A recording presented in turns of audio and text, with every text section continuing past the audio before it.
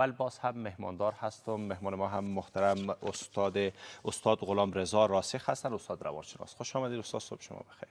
سلام بر شما و سلام بر کسایی که ما را از این دریچه تماشا میکنند. صبح سلامت باشین. استاد علم روانشناسی چی تعریف کردن بر تشویق؟ خب اگر ما در ابتدا یک تعریفی از تشویق داشته باشیم، تشویق عبارت از ارائه یک محرک خوشایند به دنبال یک رفتار مطلوب است که این محرک میتونه وقوع رفتار را در آینده بیشتر بسازه. بله، ورزشش و اهمیتش. خب یکی از اهداف اساسی خانواده ها و مکاتبی است که فرزندان به شکل مثبت و به شکل تربیت بکنه که بتونه روز به روز ارتقا بکنن و بدون شک در خانواده میتونه نقش موثری داشته باشه. و اگر کمی و کاستی در این راستا از والدین نهایت محترم باشن، عاقبت‌هاش چی شده میتونه؟ عاقبت‌های منفی میتونه داشته باشه.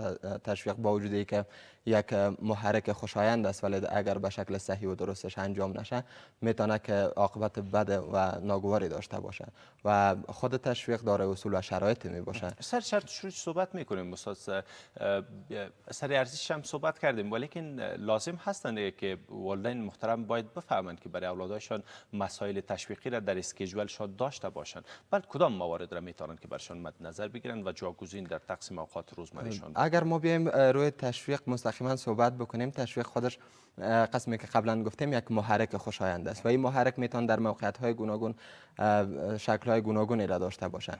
مثلا محبت کردن با کودک، احترام به کودک، گفتن کلمات محبت آمیز که بعدا هر کدام از این طبقه بندی و اولویت بندی میشه و حتی در تشویق ما باید جنس در نظر بگیریم. به دختر یک قسم تشویق مد نظر بگیریم و به پسر نحو دیگر باید مد نظر گرفته شود. دقیقاً. استاد اگر بیشتر بر سر از این مسئله بپیچیم، کدام سنین را باید بیشتر تشویق بکنیم و کدام سنین میتونن که خوبتر جذب داشته باشن و یا هم یک تحرک بعد از تشویقیشان داشته باشن؟ کدام سنین؟ خب قسمی که همه ما میدانیم سن کودکی بیشتر به تشویق ضرورت دارند و خب اگر ما بیایم از ابتدا مد نظر بگیریم، در کودکی بیشتر و در نوجوانی بیشتر شده میره، بیشترتر میشه، یعنی در قسمت و در اوایل جوانی پس شکل کم به خود میگیرم. در کودکی به خاطری که کودک نمیفهمه کدام رفتارش مطلوب است، کدام رفتارش نامطلوب است و به خاطری که تداوم رفتارش ما باید تشویق استفاده بکنیم. علاوه از کودکا، جوانا، نوجوانا، متعلمین، مؤثرین، اینا هم بدون شک میتونه تاثیر داشته باشه.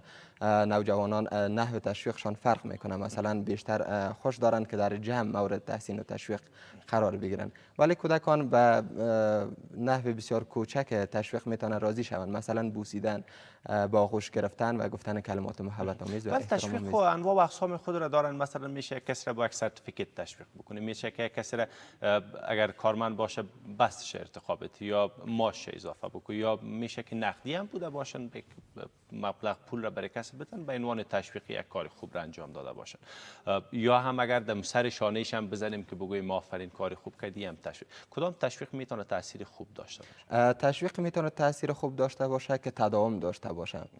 یعنی اگر ما به یک مدیر مد نظر بگیریم که اگر ما بیایم به یک بارگی بست زیر پایین بیاریم، این میتونه این منتظر از است که اگر عین کار انجام بده یا یک کمی بالاتر از او کار انجام بده یک بست دیگه هم ارتقا بکنه، ولی اگر شرایطش مساعد نباشه و ما نتونیم که یک بست دیگه را هم ارتقا بدیم، خود این همی تشویقی را که ما قبلا کرده بودیم به تنبیه تبدیل میشه. استاد یک چیز بسیار مهم هست موضوع تشویقی. بله. اگر مهم هستن لازم نمیبینید که در ادارات هم ما یک مدیریت، یک ریاست، یک چیزی را می داشتیم تحت نام اداره تشویقی یا اداره هر نامی که من نمیفهم که چه نام را میشه که برشان انتخاب بکنیم. اگر باشن در ادارات واسه شوند شاید نتیجه خوب بدن. بله، بتونه به خاطر ارتقای کارمندان، به خاطر بهبودی کار اداره مؤثر واقع شود. بله، در کدام نهادها بسیار مهم هست؟ مثلا در خانواده بسیار مهم هست یا در ادارات دولتی یا در سکتورهای خصوصی و یا هم تمرکز بیشتر افراد باید بالای نهادهای تحصیلی باشند که موضوع تشویقی در نهادهای تحصیلی بیشتر مد نظر گرفته شد؟ خب در ابتدا اگر ما در نظر بگیریم خانواده اولین مهد تشویق باید باشه، بعدش نهادهای تحصیلی و تعلیمی. درست هستند. ممنون شما استاد، سلامت باشین. از اینکه دعوت ما را پذیرفتین سپاسگزار هستم. خدا شما را خیر بدن. از بنده شما هم سپاسگزار هستم که تا ایدم هنگام با برنامه سلام صبح بخیر بودید.